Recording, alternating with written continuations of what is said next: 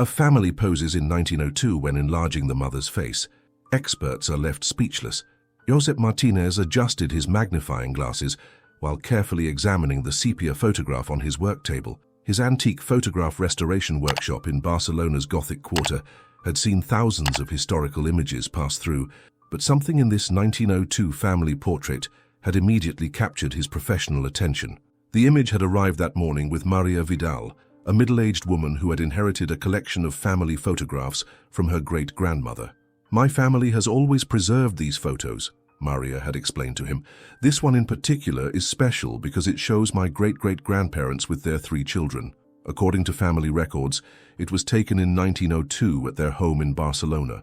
Joseph studied the formal composition typical of the era.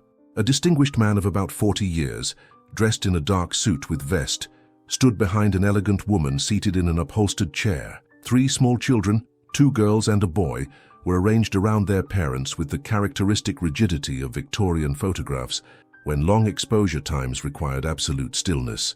The woman Maria had identified as Esperanza Vidal wore a dark satin dress with elaborate lace and jewelry indicating a comfortable social position. Her hair was styled in the Gibson girl fashion popular at the time, and her hands delicately placed on her lap showed expensive rings that reflected the light from the photographic studio. What most intrigued Joseph was the exceptional quality of the photograph for 1902. The photographer had achieved extraordinary sharpness, especially in the faces, which was unusual for the technology available at that time. The details were so precise that he could individually distinguish the pearls in the mother's necklace and the textures of the lace on her dress. Joseph decided that this photograph deserved his most advanced restoration treatment. He would use high-resolution digitization, followed by digital enhancement techniques to eliminate age spots and restore the image to its original glory. Unknowingly, he was about to discover that this apparently normal family harbored secrets that would completely change the story the Vidal descendants had believed for more than a century. Joseph began the digitization process using his professional 9600 DPI scanner, designed specifically for delicate historical photographs. The resulting image had an extraordinary resolution that would allow enlarging any section without loss of detail, revealing aspects that had remained hidden for 122 years. On his high-definition monitor, Joseph opened the digital restoration software he had been perfecting during his 15-year career. He began his systematic work, first eliminating the most obvious stains, small brown marks caused by humidity, fine lines where the emulsion had cracked, and typical discoloration spots from photographic aging. It was while working on improving the contrast and sharpness of the mother's face that Joseph noticed the first anomalies. When enlarging the image to 400%, he began to distinguish details that were not visible to the human eye in the original photograph. In the hair area near the left ear, there was a subtle inconsistency in texture that suggested something was being hidden. Joseph applied specialized filters to reveal hidden layers of the image. What he discovered left him momentarily speechless. Under what he had assumed was natural hair, the edge of what appeared to be a sophisticated wig was clearly distinguishable. The hair did not grow naturally from the scalp, but was carefully placed over an artificial base. Intrigued, Joseph continued his detailed analysis. When examining the facial skin at maximum magnification, he noticed makeup applications that were extraordinarily sophisticated for 1902. The cosmetic technology of the era was primitive compared to what he was seeing. Multiple layers of powders and creams, applied with professional precision to create a completely different appearance. But most disturbing was what he discovered when applying digital spectral analysis techniques. Behind the right ear, partially hidden by the wig and makeup, a small fleur-de-lis tattoo was clearly distinguishable, and near the left eye, under a thick layer of cosmetic, there was a distinctive crescent-shaped scar. Joseph had restored thousands of historical photographs, but had never seen such clear evidence that someone had deliberately altered their physical appearance. The woman in the photograph was not only posing for a formal portrait, she was playing a completely fabricated character. The question that began to obsess Josep was simple, but chilling. If this woman was not really Esperanza Vidal, who was she, and why had she needed to so elaborately hide her true identity? Josep contacted Maria Vidal to inform her about his preliminary discoveries, although he decided to be careful in how he presented the information. I have found some interesting details in the photograph that could help us better understand your family's history, he explained during a phone call. Would it be possible to review any family documentation you have about Esperanza Vidal? Maria was intrigued and agreed to meet with Josep at her apartment in Gracia, where she kept family archives inherited from previous generations. The apartment was full of antique furniture and family photographs that documented more than a century of Vidal family history. My great-grandmother always told us that Esperanza was an extraordinary woman, Maria explained, while extracting a wooden box full of documents. According to family history, she was very cultured and spoke several languages, which was unusual for women of that era. My great-grandfather Ricardo adored her, but she died young of tuberculosis in 1905. Josep examined the documents Maria had preserved. The marriage certificate, dated 1898, showed that Ricardo Vidal, a 38-year-old textile industrialist, had married Esperanza Montoya, 24 years old, described as having no known profession and originally from Valencia. However, Josep noticed that Esperanza's signature on the document was extraordinarily elegant and sophisticated, indicating an education that contradicted her official description. More intriguing was a collection of letters that Esperanza had written to Ricardo during their courtship. The letters were written in perfect Spanish, but Josep, who had experience in historical calligraphy, noticed subtleties in the writing that suggested Spanish was not the author's native language. There were grammatical structures and idiomatic expressions that were more characteristic of French translated into Spanish. Maria also showed him Esperanza's death certificate, dated March 3, 1905. The cause of death was listed as pulmonary tuberculosis, but Josep noticed something strange. There were no medical records to support this terminal illness, nor mentions in family letters that Esperanza had been sick. "Did your family preserve any personal possessions of Esperanza?" asked Josep. Maria led him to a closet where she kept inherited jewelry and personal objects. Among the articles was a gold brooch with inscriptions in French, several French poetry books with handwritten annotations, and most revealing, a small personal diary with entries written in French. Josep asked permission to photograph some pages of the diary.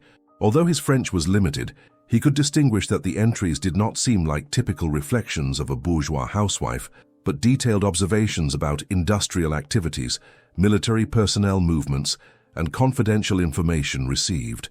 The evidence was beginning to suggest that Esperanza Vidal had been something very different from what the family had believed for more than a century. Joseph decided to seek professional help to correctly interpret his findings. He contacted Dr. Elena Ruiz, a historian specializing in early 20th century Spain at the University of Barcelona, known for her research on international espionage during the period before World War I. In her office full of books and historical documents, Dr. Ruiz carefully examined the enlarged digital images that Josep had prepared. Her immediate reaction was one of professional amazement. This level of appearance alteration was extremely sophisticated for 1902. It required specialized knowledge and materials that were not available to ordinary civilians. Josep showed her the photographs of the fleur-de-lis tattoo and the crescent-shaped scar. The historian remained silent for several minutes, consulting reference books in her personal library. Finally, she addressed Josep with a serious expression. "I think we need to consult historical intelligence archives. These marks could be identifying features of secret operatives." Dr. Ruiz contacted colleagues in Paris who had access to historical archives of French intelligence services. While they awaited a response, she investigated the historical context of the 1900-1905 period in Spain. This was a period of intense diplomatic tensions, she explained. France and Spain had conflicting interests in Morocco, and both countries maintained active espionage networks to monitor mutual military capabilities. Josep also shared with the historian the pages of the French diary he had photographed. Dr. Ruiz, fluent in French, translated them with growing alarm. "These are not personal diary entries, they are intelligence reports. They describe details about Spanish military production, troop movements, and industrial capabilities that would be extremely valuable to foreign intelligence." An entry dated April 1903 was particularly revealing. "R continues to trust me completely. His connections with military contracts provide excellent access to information about new weapons technologies. Details about the munitions factory have been transmitted according to established protocol."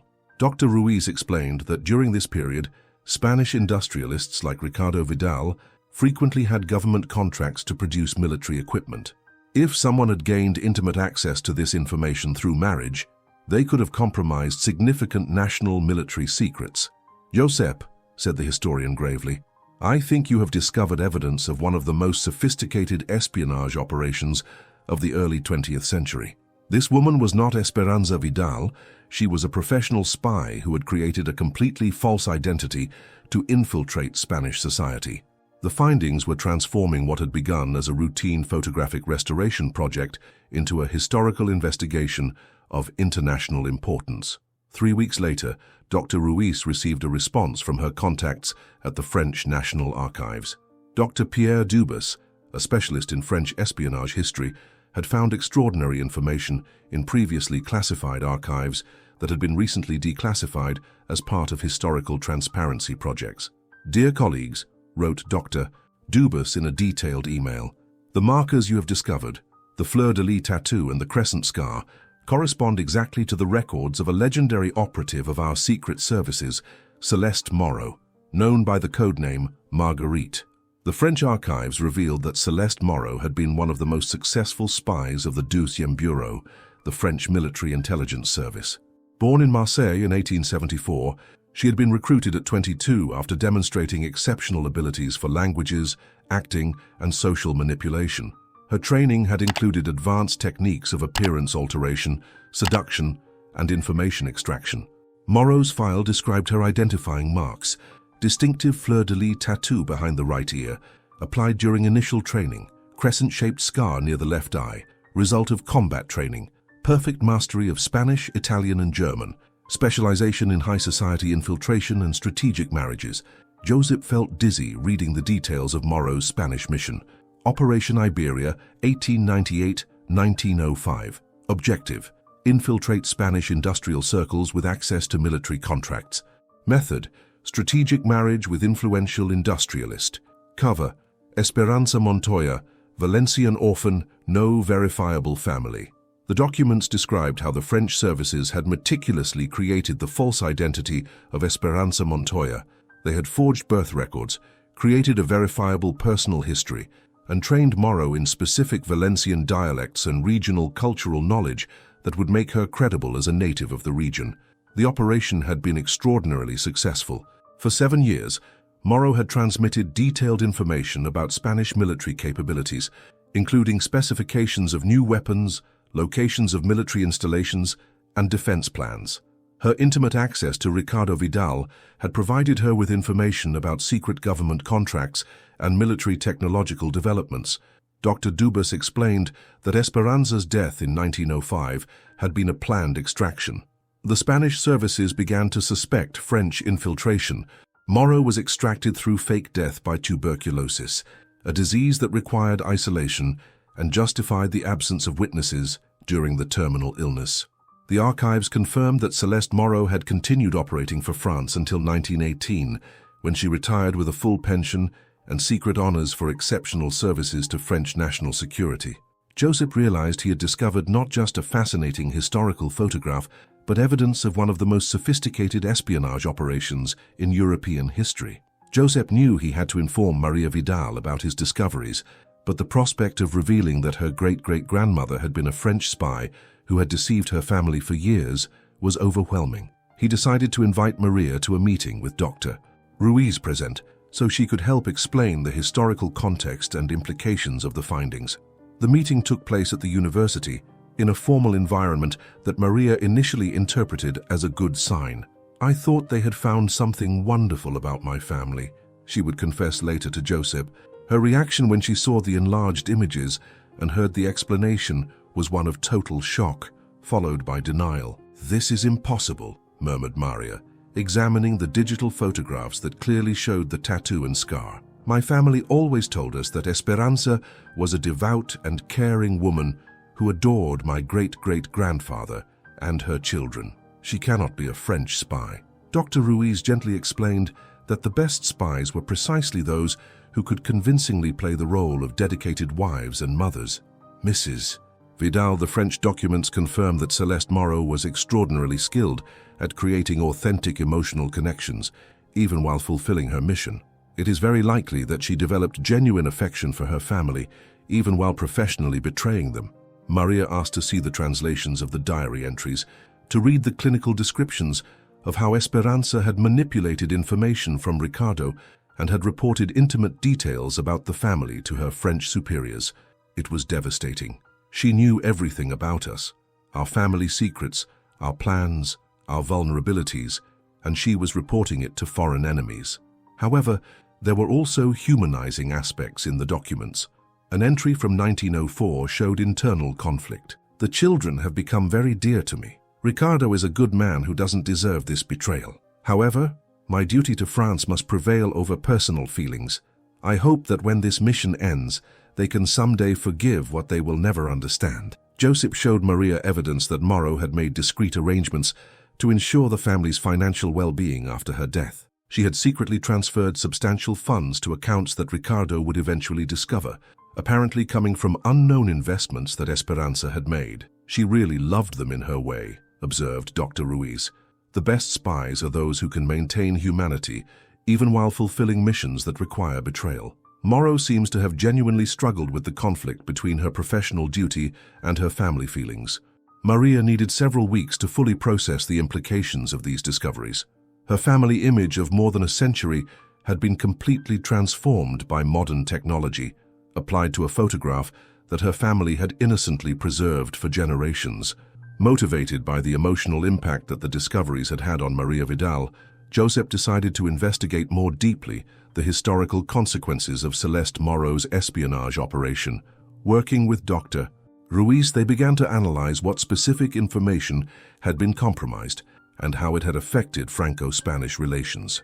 The French archives provided specific details about the information that Morrow had transmitted between 1898 and 1905. The intelligence included detailed specifications of new Mauser rifles that Spain was producing under German license, exact locations of ammunition depots in Barcelona and Valencia, and most significantly, defensive plans for Spanish possessions in Morocco. Dr. Ruiz explained the geopolitical context.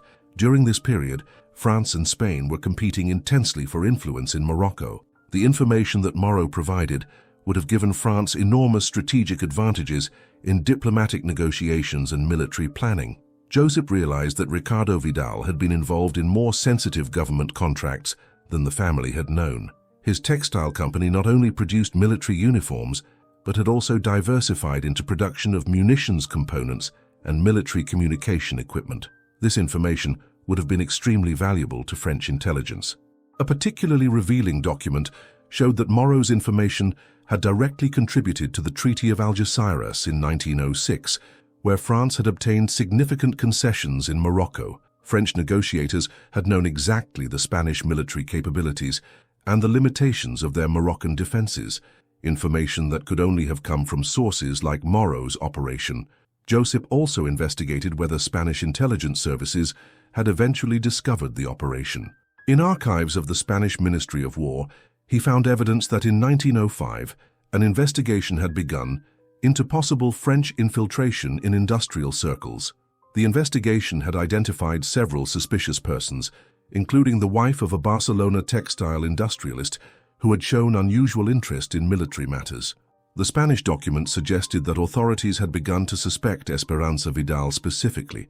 A report from March 1905, the same month as her death, mentioned plans to interrogate the suspect Vidal about her activities.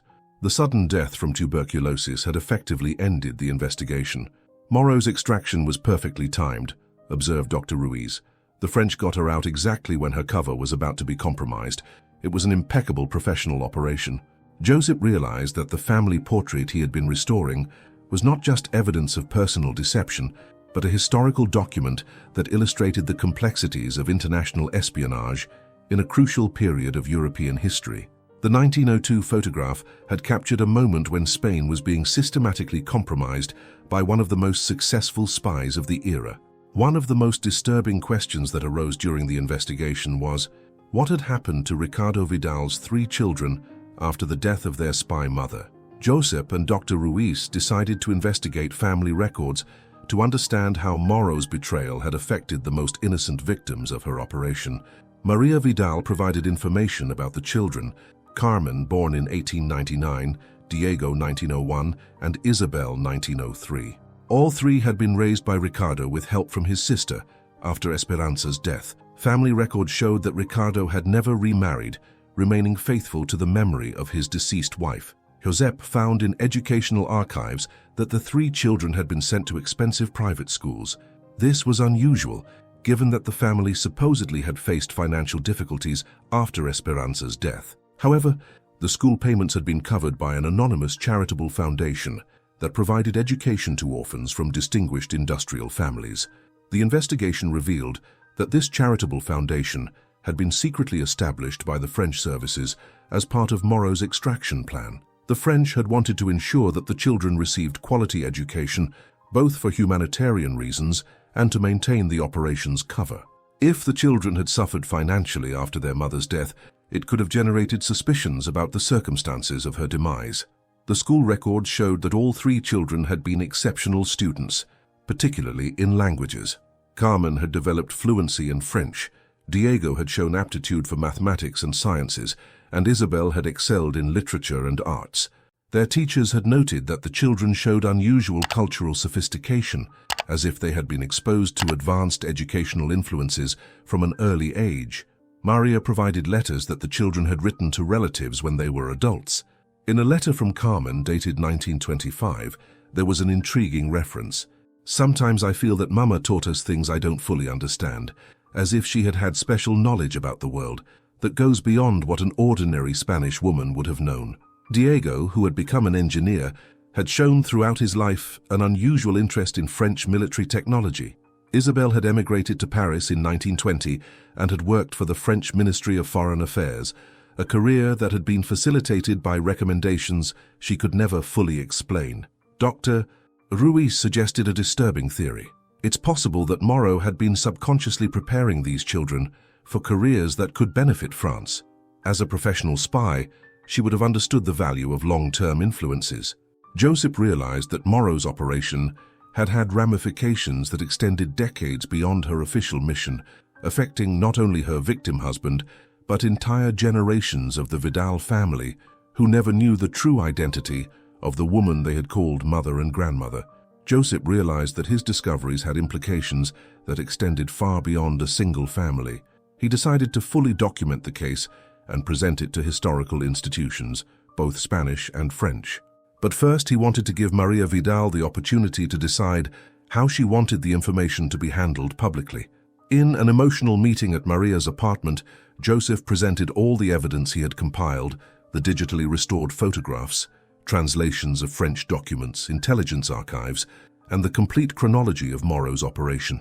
Maria had invited other members of the Vidal family to hear the findings. The family reaction was mixed. Some descendants felt betrayed and wanted to keep the information secret to protect the family reputation. Others argued that the story was too important to be suppressed. Maria's cousin, Carlos Vidal, expressed a perspective that surprised everyone. "Maybe we should feel proud. Our great-great-grandmother, even though she was a spy, was clearly an extraordinary woman who lived a life of adventure and courage that few women of her era could have imagined." Maria finally decided that the story should be told, but in a way that honored both Moreau's complexity and Ricardo's suffering. "My great-great-grandfather was a good man who was manipulated for political reasons that were beyond his understanding. But she was also a human being who apparently struggled with conflicts between her duty and her feelings." Joseph worked with Dr. Ruiz to prepare a detailed academic article about the case. The article would be published simultaneously in Spanish and French historical journals, presenting the discovery as an example of how modern technology can reveal historical secrets that had remained hidden for more than a century. The publication generated immediate international interest. Espionage historians from across Europe contacted Joseph to request access to the digital images and documentation. The case was presented as a perfect example of how early 20th century intelligence operations had been much more sophisticated than had been previously understood. The French Minister of Culture issued a statement officially recognizing Moreau's operation for the first time. France recognizes that during the period 1898-1905, French intelligence operatives conducted activities in Spain that, although justified by the national security needs of the era, involved deception of innocent Spanish citizens. We express respect for the affected families and recognition of the moral complexity of these historical operations. Joseph realized that his restoration project had evolved into something much more significant. He had contributed to a more complete understanding of European history and had demonstrated how modern technology could reveal truths that had remained buried for generations. 1 year after the initial discovery, Joseph was invited to present the Moreau case at the International Congress of Espionage History in Paris. His presentation, titled "When Technology Reveals History, the Case of the Forgotten Spy," became one of the most discussed lectures of the event. During his stay in Paris, Joseph was contacted by Marie-Claire Moreau, a 78-year-old woman who identified herself as Celeste Moreau's great-niece.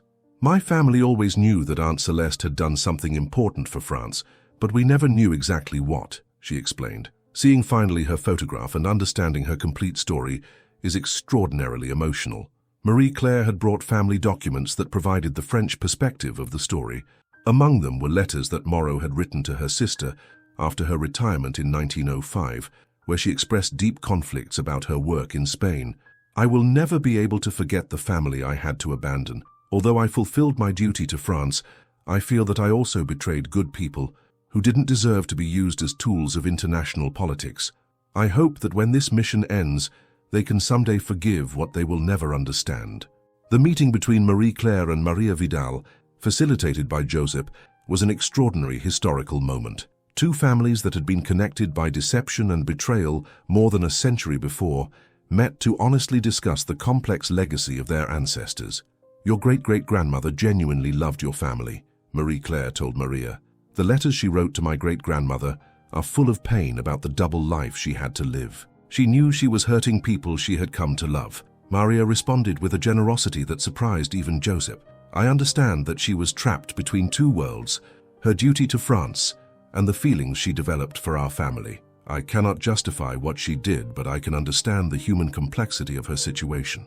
The two women decided to collaborate on a joint project, a memorial that would honor both the memory of Ricardo Vidal as an innocent victim of international espionage and the recognition of Celeste Moreau as a woman who had navigated extraordinary circumstances with courage, though at a significant moral cost. Joseph donated the original restored photograph and all his documentation to the Barcelona History Museum, where a permanent exhibition was established titled "Hidden Identities, Espionage and Family in 1902, Spain." The exhibition presents the complete story, including the digital restoration techniques that made the discovery possible. The 1902 family photograph, once an innocent symbol of domestic happiness, had now become a complex historical document that illustrated the human realities of international espionage. Museum visitors can see both the original image and the digital enlargements that reveal the hidden secrets, along with documentation that contextualizes the operation within the geopolitical tensions of the early 20th century. In his inauguration speech for the exhibition, Joseph reflected on the lessons of the case. "This photograph reminds us that history is rarely simple. The people we think we know may have lived extraordinary secret lives. Modern technology allows us to discover these hidden stories, but it also forces us to confront the moral complexity of our past." The Vidal family had finally found peace with their revised history. The descendants had come to see Celeste Moreau not as a villain who had destroyed their family, but as a complex historical figure who had operated in a world where national loyalties frequently conflicted with human connections. Joseph continued his photographic restoration work, but with a new appreciation for the power of historical images to reveal truths that their original creators never intended to document. Each photograph he restored, he now examined not only for its aesthetic value, but for the secrets it might be hiding under layers of time and deterioration. The case of the 1902 spy had become a reminder that history lives not only in official documents, but in the family photographs we innocently preserve, waiting for future technology to reveal the extraordinary stories that have remained hidden for generations in the faces of our ancestors.